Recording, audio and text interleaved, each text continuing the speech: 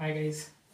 आज वीडियो के क्रम के बनाने में आज दूसरा दिन है, यानी हम अपने इतिहास विषय का दूसरा वीडियो डालने जा रहे हैं, जिसमें हमने पिछले वीडियो में ये पढ़ा था कि किस तरह से पृथ्वी की उत्पत्ति हुई या पृथ्वी पर किस तरह से उसका विकास हुआ, कि जिसमें हम लोगों ने महाकल्प, फिर युग और शक, जो शक थे उन शकों की विशेषताएं क्रम वाइज पढ़ी। कुछ फैक्ट थे, उन फैक्ट को हम लोगों ने देखा।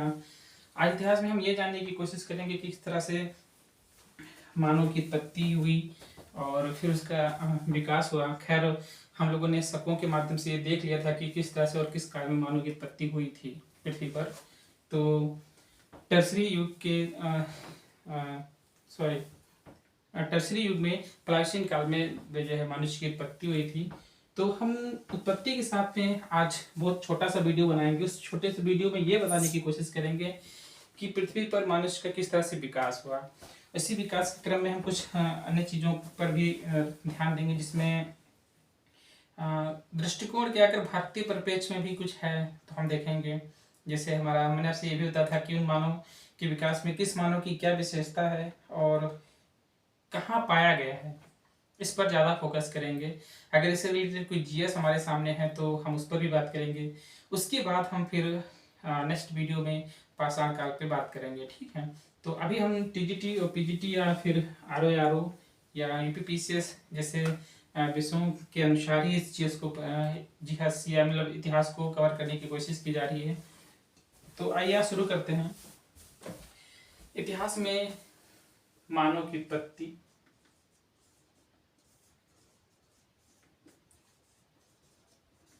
एवं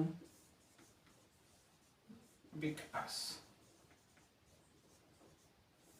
मानव की उत्पत्ति एवं विकास। मैंने आपसे उत्पत्ति के बारे में बात की थी कि किस तरह से मनुष्य की जो उत्पत्ति होती है वो उत्पत्ति में आप देखे होंगे किस तरह से टर्सरी युग के प्लाइस्टोसीन काल में होती है, ठीक है। मैंने आपसे बताया था कि मानव की जो उत्पत्ति है वो टर्सरी युग के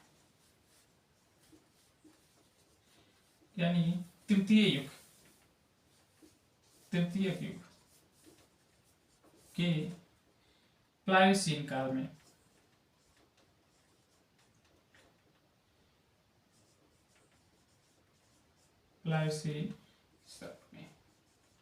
तो ये हमारा जो कॉन्सेप्ट था वो क्लियर हो चुका था। इस बारे में हम लोगों ने काफ़ी विस्तार से बात कर ली थी कि मनुष्य की उत्पत्ति पृथ्वी पर जो हुई, ठीक है।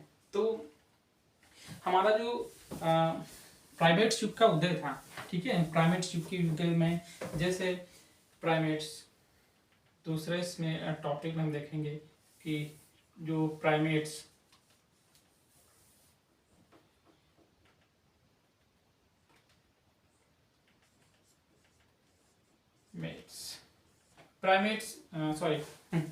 थोड़ा सा गलत हो रहा है, ठीक है। ई की मात्रा में डिफरेंशियल हो रहा है, थोड़ा सा दिमाग से निकल गया था। प्राइमेट्स, ये जो प्राइमेट्स हैं इनको हम स्तनधारियों का वर्ग है। इनमें आप देख रहे होंगे, जैसे इसमें भी आप रख सकते हैं प्राइमेट्स में, जैसे आप कपी को रख सकते हैं और वानर भी इसी में रख सकते हैं, ठीक है। मनुष्य भी इसी में या मानव भी इसी जो है वर्ग में शामिल है। इसके अलावा जैसे ओरंगटन है, छछूंदर है, ठीक है। तो इस तरह से प्राइमेट्स युग में कपी, वानर, मानव, ओरंगटन, छछूंदर, इसके अलावा आप गोरिल्ला रख सकते हैं, ठीक है। गोरिल्ला के साथ में आप चिंपैंजी रख सकते हैं। तो इस तरह से और भी नाम आप चाहें तो लिख सकते हैं, जैसे कि एक चिंपैंजी का नाम लिखना बहुत जरूरी है, चिंपैंजी, ठीक है। चिंपैंजी भी इसी जो है प्राइमेट्स में आता है। तो जो मनुष्य का विकास है वो यहाँ से प्रारंभ होता है, कपी, वानर या मानव के रूप में, ठीक है। और ये बहुत समय तक इन्होंने अपना निवास स्थान जंगलों में बना के रखा था। जो इनका निवास स्थान था, ठीक है, वो जंगलों में था, ठीक है। तो जंगलों में जो इनकी शाखा है वहाँ पे जंगल में एक रामापिथेकस, ठीक है। रामापिथेकस जो है ये इसे अभी हाल ही में भारत के कर्नूल जिले में इसका एक साक्ष्य मिला हुआ है, ठीक है। यह ऑस्ट्रोपिथेकस के भी संदर्भ में इसका साक्ष्य मिला हुआ है, ठीक है। तो रामापिथेकस आज से करीब करीब 2 करोड़ वर्ष पूर्व, 2 करोड़ वर्ष पूर्व इस मानव का उदय हुआ, ठीक है। और इसकी जो लंबाई थी वो 3 से 4 फीट थी, इससे ज्यादा इसकी लंबाई नहीं मिलती है, ठीक है।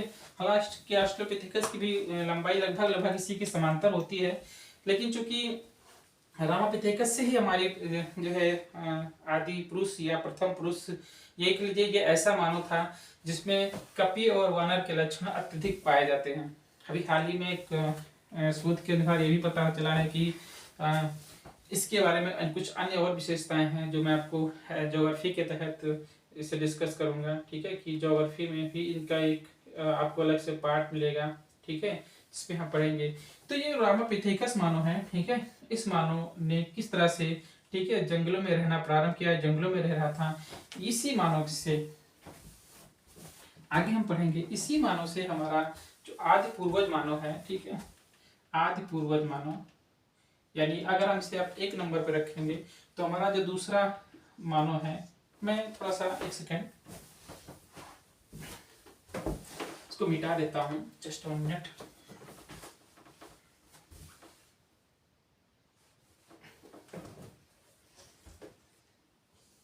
सॉरी, ये मानव या कपि या वानर था, यहीं से इसका विकास होता है। ये अफ्रीका के जंगलों में रहता है। ये जो रामापिथेकस मानव है, इसका जो दूसरा मानव है इसको बोलते हैं ऑस्ट्रलोपिथेकस, ऑस्ट्रलोपिथेकस। कहीं कहीं पुस्तकों में पिथेकस लिखा हुआ है, ठीक है, पिथेकस, ऑस्ट्रलोपिथेकस। ऑस्ट्रलोपिथेकस की मानव की जो विशेषताएं हैं, ठीक है, जैसे कि यह हमारा आदि मानव था, आदि, इसकी जो विशेषता है, यह हमारा आदि मानव था। आदि मानव या इसी को हम प्रथम मानव भी कहते हैं। आदि मानव या इसी को हम प्रथम मानव कहते हैं। थोड़ा सा हम मिटा दे रहे हैं ताकि आपकी सुविधा के लिए परफेक्ट रहे। आदि मानव या इसे, हाँ, एक और चीजें आपको दिमाग में रखनी है कि इसको चार्ट के रूप में अगर लिख रहे हैं तो ज्यादा बेहतर होगा। जैसे मैंने आपसे कहा था कि चिंपैंजी, तो मैं ना आपको चिंपैंजी या फिर रामापिथेकस के बाद सॉरी, मैं प्राइमेट्स में ना तो आपको चिंपैंजी के बारे में बता रहा हूँ, ना अन्य चीजों के बारे में बता रहा हूँ। मेरा सीधा टारगेट है कि मनुष्य ने किस तरह से विकास किया। इस विकास के क्रम में हमारा जो पहला मानव है वो ऑस्ट्रोपिथेकस मानव है। और हाँ, ऑस्ट्रोपिथेकस मानव की कुछ अन्य विशेषताएं भी आपके सामने होनी चाहिए, ठीक है, और जिससे आप चाहे तो लिख सकते हैं। यहाँ जो मानव है ये आदि मानव था और इसको अफ्रीका में, इसको अफ्रीका में टोंग नामक स्थान पर, ठीक है, रेमंड डॉट महोदय ने, रेमंड डॉट महोदय द्वारा इसकी खोज की गई, ठीक है। और इसकी खोज 1928 में की गई। इसकी खोज 1928 में की गई। और आपके दिमाग में ये भी होना चाहिए कि जो रामापिथेकस मानव की जो लंबाई होती है 3 से 4 फीट की होती है। तो यह जो मानव आपका है ऑस्ट्रोपिथेकस मानव, इसकी भी लंबाई करीब करीब इसी के समांतर थी।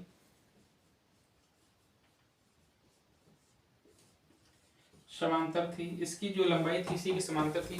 तो हम लोगों ने अब तक जो है रामापिथेकस पढ़ा। रामापिथेकस में इसकी जो आज से करीब 2 करोड़ वर्ष पूर्व जो है रामापिथेकस मानव का उदय हुआ, जो अफ्रीका के जंगलों में रहता था। अफ्रीका के जंगलों में ये ऑस्ट्रोपिथेकस या जो कह लीजिए रामापिथेकस की एक ऐसी शाखा जो मैदानी भागों में आकर अपने गतिविधियों को संचालित करना शुरू किया, जिससे उनका विकास हुआ। और उस विकास क्रम में हमारा दूसरा पुरुष आदि मानव, ठीक है, जिसको हम ऑस्ट्रोपिथेकस कहते हैं, अफ्रीका के टोंग नामक स्थान पर इसको जो है रेमंड डॉट महोदय ने 1928 में खोजा। इसके अलावा आप चाहें तो ये भी लिख सकते हैं कि केन्या के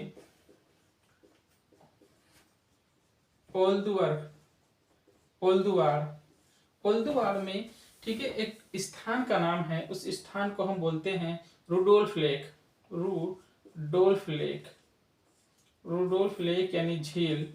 यहाँ पर भी इसके साक्ष्य मिले हुए हैं, ठीक है, करीब करीब 40 तो नहीं सॉरी केन्या के ओल्दुआर में इसके जो है रूडोल्फ लेक में भी इसके जो है कुछ साक्ष्य मिले हुए हैं, ठीक है। और इसके अलावा आप इसका एक और साक्ष्य लिख सकते हैं, ठीक है। इसमें टोंग नामक स्थान पर इसकी जो है खोज की गई रेमेंडेवर महोदय के लिए। टोंग एक चूने की खदान है, यह चूने की खदान है। तथा इसके अलावा आप इसमें एक दो और जीएस लिख सकते हैं, जैसे कि यह आधा मानव और आधा वानर था, ठीक है। यह चौथा, यह आधा मानव एवं आधा वानर था। इसके अलावा यह ऐसा मनुष्य था जिसके निरंतर में, यानी यही इसी मानव के या इसी मानव से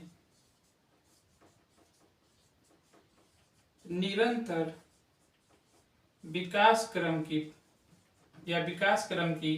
ठीक है, विकास क्रम की निरंतरता पाई जाती है। विकास क्रम की निरंतरता पाई जाती है, ठीक है। तो ये इसकी 3 से 4 विशेषताएं हैं, ठीक है।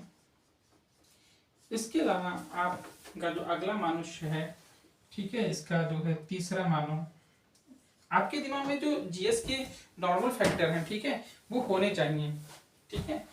ऑस्ट्रेलोपिथेकस के बाद में आप देखेंगे एक आपको मिलेगा होमो हैबिलस मानव। होमो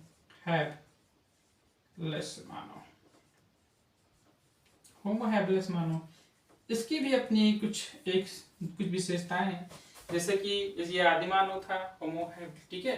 प्रथम मानव जो होमो हैबिलस मानव है या प्रथम मानव, जैसे मैंने कहा ना, होमो मतलब होता है मनुष्य, हैब मतलब रखना, लेस मतलब थोड़ा सा कम, मानव मतलब तो मानव है, ठीक है। तो जो होमो हैबिलस है, ठीक है, यह मानव ऑस्ट्रेलोपिथेकस की अपेक्षा हाथों को थोड़ा सा स्वतंत्र कर लेता था। जैसे कि आप जब चलना प्रारंभ करते हैं, ठीक है, तो ये हाथों को कुछ समय के लिए स्वतंत्र अवस्था में रह करके चल लेता था। तो इस मतलब इसलिए अपने टखनों पर या अपने पैरों को जमीन पर कभी कभी कम रखता था, ठीक है। तो ये मतलब इसने अपने हाथों का प्रयोग करना थोड़ा थोड़ा प्रारंभ कर देता है। तो यह प्रथम मानव था, ठीक है, यह प्रथम मानव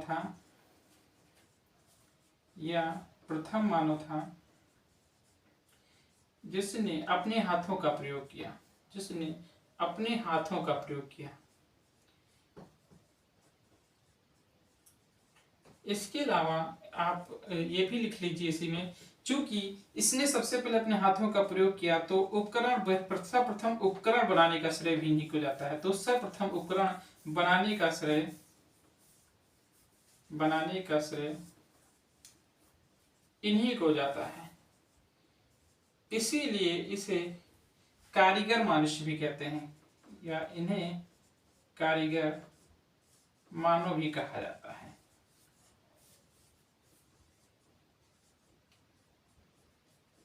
इसके अलावा आप और भी एक दो विशेषताओं को इसमें लिख सकते हैं, ठीक है, क्योंकि ये कारीगर मानव होने के साथ साथ देखो क्या है कि सर्वप्रथम यहाँ पर देखो कोई भी औजारों का प्रयोग नहीं हो रहा है, ठीक है। यहाँ का मनुष्य सिर्फ एक जानवर की या पशु की भांति चल रहा है। इसलिए मैंने आपसे कहा है कि यह आधा मनुष्य और आधा मानव और आधा वानर था, ठीक है। और कहा जाता है कि इसमें जो विकास की क्रम थी, जब विकास की क्रम की निरंतरता आई, तो इसी विकास क्रम की निरंतरता मतलब कंटिन्यूसली प्रोसेस की वजह से प्रथम मानव, ठीक है, यानी जो होमो हैबिलिस मानव था, उसने अपने हाथों का प्रयोग करना सीखा। जाहिर सी बात है, जब प्रयोग करना सीखा होगा तो धीरे धीरे यहाँ का जो मनुष्य है अपनी भोजन के लिए, ठीक है, जो है छोटे छोटे जानवरों का शिकार करना प्रारंभ कर दिया। तो उसके लिए इन लोगों ने थोड़ा से उपकरण बनाने की कोशिश की, जो हम आगे चल करके पाषाण उपकरण या पाषाण काल पढ़ेंगे, ठीक है। तो इनमें हम ये आपको बताएंगे कि किस तरह से पूरा पाषाण काल में, फिर मध्य पाषाण काल, फिर नव पाषाण की अपनी अपनी जो विशेषताएं हैं, इनको जब हम कवर अप करेंगे तो आपको थोड़ा सा इसके बारे में क्लियर होगा। होमो हैबिलिस मानव के बाद एक और आपका बीच में मानव होता है, ठीक है। और हाँ, होमो हैबिलिस मानव के बाद में एक मानव और है, ठीक है, इसको बोलते हैं हीगलबर्ग मानव। हीगलबर्ग मानव, ठीक है। इस हीगलबर्ग मानव की कोई विशेषता नहीं है और ये यूरोप में पाया जाता था। कहाँ पाया जाता था? यूरोप में पाया गया।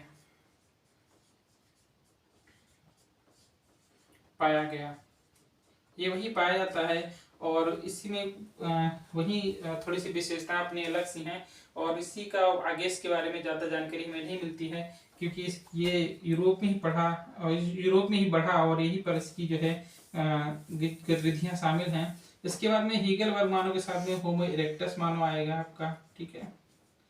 होमो इरेक्टस मानव, इरेक्ट मतलब थोड़ा सा सीधा होना। जैसे आप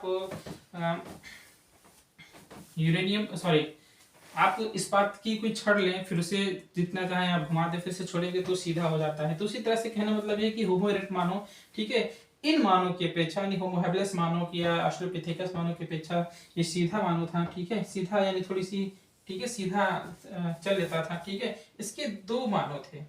इसमें एक मानव आपको मिलेगा जावा मानव, ठीक है। दूसरा जो मानव मिलेगा, देखिए जो जावा मानव था ये एक नरभक्षी मानव है। जावा मानव यह एक नरभक्षी मानव है। जो जावा मानव है यह इसी मानव, देखो यहाँ पर आग के बारे में जानकारी तो है, यहाँ पर आग के बारे में जानकारी तो है, पर ये इसका उपयोग करना शायद ना जानते होंगे। लेकिन चूंकि हमारे पास जीएस में ये कहा गया है कि सर्वप्रथम आग की खोज, तो आग की खोजकर्ता के रूप में हम जावा मानव को जानते हैं या मानते हैं, ठीक है। और इसका एक ये जो जावा मानव है, ठीक है, वो जावा द्वीप के, ठीक है, सेलो नदी के तट पर पाया गया, ठीक है। सेलो नदी के तट पर, ठीक है, सेलो नदी के तट पर पाया गया, ठीक है। ये जो जावा मानव है इनमें अपनी इस तरह की विशेषता है। इसके अलावा जो एक हमारा मानव है बी, इसमें हम दूसरा ऑप्शन में देखेंगे, होमो इरेक्टस की दो शाखाएं हैं, एक जावा मानव, दूसरा पीकिंग मानव। पीकिंग मानव की भी अपनी विशेषता है। यह भी एक नरभक्षी मानव है, नरभक्षी मानव के साथ साथ इसके जो साक्ष्य हैं, जैसे इसके साक्ष्य जावा द्वीप में मिले, इसके साक्ष्य आपके चीन में मिलते हैं। कहाँ मिलते हैं? चीन में। चीन के प्रांत है बीजिंग प्रांत में, ठीक है, या बीजिंग में इसके साक्ष्य मिले। करीब करीब 40 या 41 साक्ष्य इसके वहाँ मिलते हैं। बाद में कुछ युद्ध होता है चाइना और शायद यूरोपियन किसी देश से, तो इस युद्ध में शायद जर्मनी था, ठीक है, जिससे इनका युद्ध होता है और इस साक्ष्यों को मिटा देता है, ठीक है। तो इस तरह से आपके पास इस तरह की चीजों के जीएस होना चाहिए। इस जैसे आपके जावा मानव में आग की खोज की, ठीक है, तो आग का प्रयोग भी पीकी मानव कहीं हद तक करता था, बट साक्ष्यों में हमें मिला नहीं है कि पीकी मानव ने भी इसका जो है प्रयोग किया हुआ है। इसके अलावा नरभक्षी मानव के जो है के क्रम में जो जावा द्वीप का मानव है, यानी जो जावा मानव है, ठीक है, उसने आग की खोज की, किंतु प्रयोग के बारे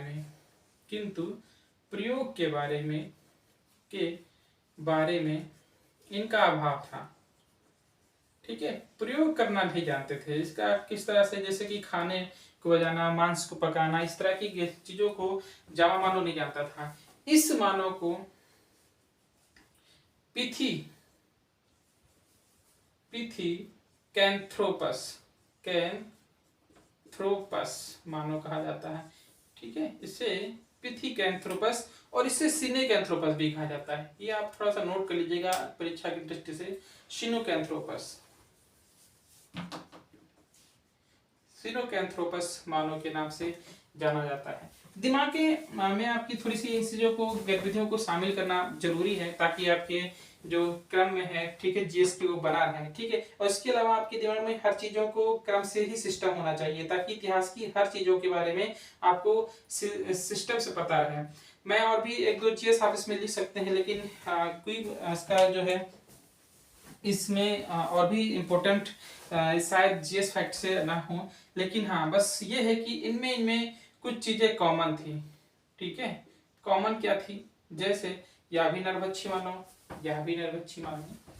आग की खोज की, यहाँ पर शायद आग की खोज तो नहीं हुई, लेकिन आग का प्रयोग करना शायद नहीं जानते थे। ठीक है, आग का के प्रयोग से वंचित थे या आग की बारे में शायद इनको जानकारी नहीं थी। ठीक है, ये सब चीजें थोड़ा सा यूपीएससी के थ्रू आप क्लियर रखिएगा ताकि आपके दिमाग में रहे, क्योंकि कथन कारण में ऐसे क्वेश्चन पुट अप होते हैं। ठीक है, फिर हमारा अगला मानव आ जाएगा।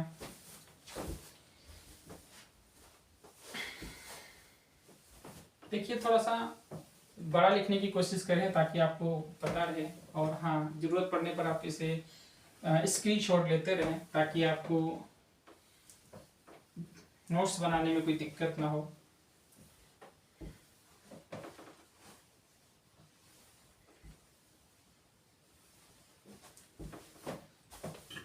अब जो होमो इरेक्टस मानव के बाद में हमारा जो अगला मानव है, इसे हम निएंडरस्थल मानव कहते हैं।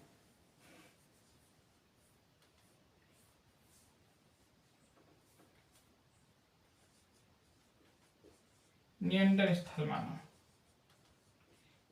जो निएंडरस्थल मानव है, इस मानव को देखिए, इस मानव की अपनी विशेषताएं। जैसे इस मानव को, यह सांस्कृतिक मानव था,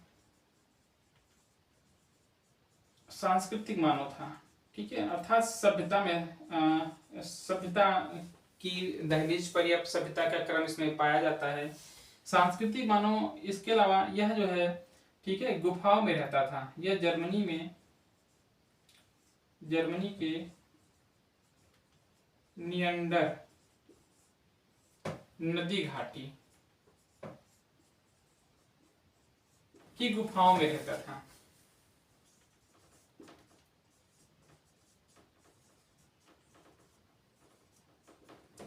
ठीक है, तो नियंडर की नदी घाटी की जो नजदीक गुफाएं थी वहां ये रहते थे।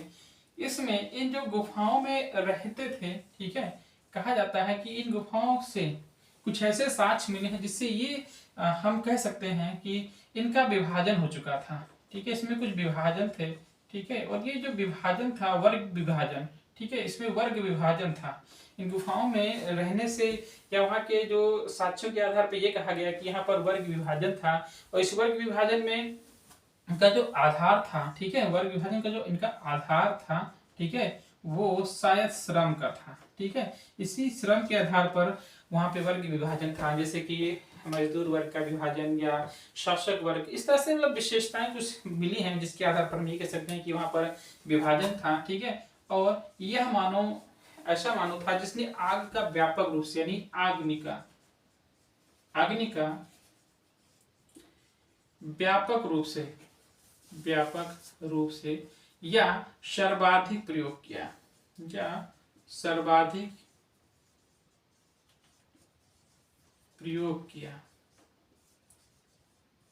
ठीक है, इसके अलावा जब इस मानव में समाधान की प्रक्रिया जानते थे, ये समाधान यानी अपने शवों को, ठीक है, समाधान रखते थे, और शायद उसी गुफाओं में ही, ठीक है, जहाँ पे खुद रहते थे, उसी गुफाओं में शव को दफना दिया जाता था और उसमें बड़े बड़े पत्थर रख दिए जाते थे, और जब समाधान करते थे तो ये शवों के लिए, ठीक है, भोजन रखते थे। ठीक है, क्या रखते थे?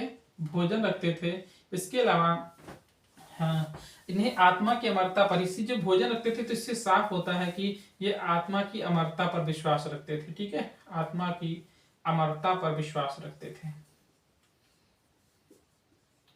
ठीक है, आत्मा की अमरता पर इनका विश्वास था। ठीक है, तो ये सब चीजें दिमाग में होनी चाहिए कि सांस्कृतिक मानव था।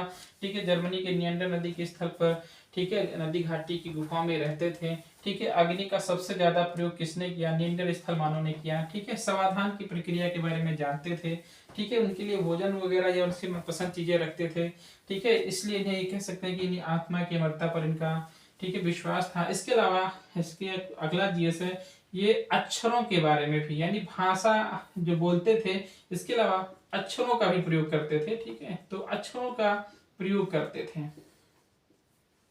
ठीक है, ये थी आपके दिमाग में होना चाहिए। 5 से 7 फैक्ट्स हैं जो इम्पोर्टेंट हैं, जिसमें आपका अग्नि का, क्योंकि खोजकर्ता यहाँ है तो अग्नि का प्रयोग करता सबसे ज्यादा यहाँ पर है। ठीक है, समाधान, भोजन के बारे में, ये सब चीजें आपके वर्ग विभाजन के लक्षण किस मानव के में थे, तो ये आपके दिमाग में होना चाहिए। ठीक है, इसके बाद में हमारे 2 विशेष मानव हैं। एक हमारा, इसके बाद में आपको मिलेगा 7वें नंबर पे क्रो-मैग्नान। क्रो-मैग्नान, जो क्रो-मैग्नान मानव है, ठीक है, यह सबसे ज्यादा बुद्धिमान मानव था। ठीक है, सबसे ज्यादा बुद्धिमान मानव था। बुद्धि का प्रयोग किया या नहीं किया इसके बारे में तो हमें साक्ष्य नहीं मिलते हैं, लेकिन इसकी जो बौद्धिक क्षमता थी वो हमारे होमोसेपियंस मानव से अधिक थी। ठीक है, होमोसेपियंस मानव से अधिक थी।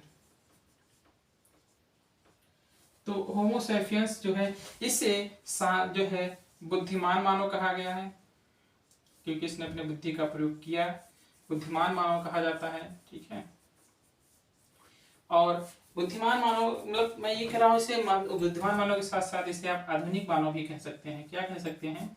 आधुनिक मानव भी कह सकते हैं। ठीक है, आधुनिक मानव। तो ये थोड़ी सी जो विशेषताएं हैं इस क्रम में, कि आपका चाहे ऑस्ट्रोपिथेकस हो, ऑस्ट्रोपिथेकस में हम लोगों ने ये देखा कि किस तरह से हमारा आदि मानव था, उसकी लंबाई 3 से 4 फीट थी। ठीक है, किस तरह से ऑस्ट्रोपिथेकस मानव के बाद में हमारा फिर होमो हैबिलिस मानव आता है। होमो हैबिलिस मानव में किस तरह से हम लोगों ने देखा कि इसकी अपनी क्या विशेषताएं थी, कि उसमें वो कारीगर मानव था जिसने उपकरण का प्रयोग किया, सबसे पहले हाथों का प्रयोग किया। और सर्वाधिक, देखो मैं एक चीजें और थोड़ा सा क्लियर करते जाऊंगा कि जिस तरह से हाथों का खुलकर प्रयोग सर्वप्रथम होमो हैबिलिस मानव ने किया, उसी तरह से हाथों का पूर्ण रूप से प्रयोग, ठीक है, अपने हाथों का, दोनों हाथों का सही तरीके से प्रयोग सबसे ज्यादा, ठीक है, जावा मानव ने किया। ठीक है, क्योंकि यही मानव ऐसा मतलब होमो इरेक्टस मानव, मतलब बिल्कुल सीधा था मानव। ठीक है, और इसने, हालांकि अभी थोड़ा सा उत्पादक की श्रेणी में ये नहीं आए हैं, इस वजह से ये नरभक्षी हैं, अन्यथा ये अपनी बॉडी को एकदम सीधे फॉर्मेट में थे। ठीक है, इनमें रीढ़ में एकदम पूरे इसका सीधाव आ चुका था। ठीक है, तो फिर ये चीजें आपके दिमाग में होनी चाहिए। तो किस तरह से होमो हैबिलिस मानव ने सबसे ज्यादा उपकरण बनाना शुरू किया। ठीक है, और उपकरणों के माध्यम से फिर आगे उसमें और सब इस तरह की विशेषताएं। ठीक है, फिर उसके बाद में हीगलबर्ग मानव, फिर होमो इरेक्टस मानव की आप विशेषताएं देख ही चुके हैं कि नरभक्षी था, की खोज की जवाद्वीप के सेल नदी के तट पर। ठीक है, इसे पिथिकेंथ्रोपस कहा जाता है। जबकि पेकी मानव, ये भी एक नरभक्षी मानव था, इसका जो है साक्ष्य में चीन के बीजिंग प्रांत में मिला है, इसे सिनिकेंथ्रोपस कहा जाता है। ठीक है, और ये आग का प्रयोग करते थे या नहीं करते थे इसके बारे में भी हमें बहुत ज्यादा साक्ष्य नहीं मिले हैं। ठीक है, और मैं आपको बता दूं कि रामापिथेकस मानव के साक्ष्य भारत के कर्नूल जिले में भी मिले हैं। तो ये सब चीजें फैक्ट होनी चाहिए। ठीक है, तो ये है हमारे मानव का विकास का क्रम था। ठीक है, कि किस तरह से मानव ने विकास किया। हालांकि बीएस गुहा महोदय ने, ठीक है, बीएस गुहा महोदय ने भी इसे, ठीक है, बांटने की कोशिश की है। थोड़ा सा अगर समय मिलेगा वीडियो में तो हम आपको इसके बारे में थोड़ा सा नेक्स्ट वीडियो में बताने के बाद में फिर मैं आपको पाषाण काल में एंट्री करूंगा। और पाषाण काल में हम ये पढ़ेंगे किस तरह से स्विट्जरलैंड के, डेनमार्क के संग्रहालय के अध्यक्ष टॉमसन ने, ठीक है, टामन ने जो है किस तरह से इसका वर्गीकरण किया, फिर किन किन लोगों ने पाषाण काल का वर्गीकरण किया। ठीक है, और फिर हम आधुनिक वर्गीकरण पढ़ेंगे जिसमें हम 6 लाख से फिर 1 लाख तक पढ़ेंगे, जिसमें आपका आएगा पूरा जो है पाषाण काल का निम्न पाषाण काल। ठीक है, यानी उसके बाद में फिर हम पढ़ेंगे मध्य पाषाण काल। मध्य पाषाण का जो काल होगा वो 8000 या 10,000 से लेकर के, ठीक है, करीब करीब हम पढ़ेंगे 4000 तक, ठीक है। और उसके अंदर नवपाषाण काल 4000 से और 2500 BC तक पढ़ेंगे। फिर हमारी संस्कृति सिंधु घाटी सभ्यता आ जाएगी। सिंधु घाटी सभ्यता में हम एंट्री लेंगे। तो पाषाण काल में हमारे साथ साथ 2 वीडियो आए, जिसमें एक बार हम निम्न पुरापाषाण काल में आपको सोहन संस्कृति टेबल क्या है, ठीक है, बच्चों को बहुत ज़्यादा कन्फ्यूजन रहती है, उसको बहुत आसान तरीके में हम आपको बताएंगे। तो भी आज के लिए गुड नाइट, और कल मिलते हैं इसी के समय। कोशिश करूंगा कि आपकी इसके अलावा, ठीक है, वर्ल्ड हिस्ट्री की भी क्लास आपको प्रॉपर वे में देना की कोशिश करूंगा। तो वर्ल्ड हिस्ट्री इस संडे से आना आपको मिलना शुरू हो जाएंगी, और मैं आपको कोशिश करूंगा इसमें, और अगर कुछ मेहनत करनी होगी तो मैं कमेंट में उसमें जरूर बताएं। Thank you, good night. और हाँ, आपके चलते चलते इतना जरूर बताना चाहूँगा कि वीडियो की अगर लेंथ ज़्यादा लंबी है तो थोड़ा सा एक बार ध्यान से देख लें, क्योंकि इसमें बहुत कुछ है। ध्यान से देखने पर आपको बहुत कुछ मिलेगा, और अभी थोड़ा सा कम कॉन्सेप्ट बेस पे है, और कॉन्सेप्ट बेस में लाने की कोशिश की जाएगी। तो ठीक है, कल के लिए गुड नाइट, कल तक के लिए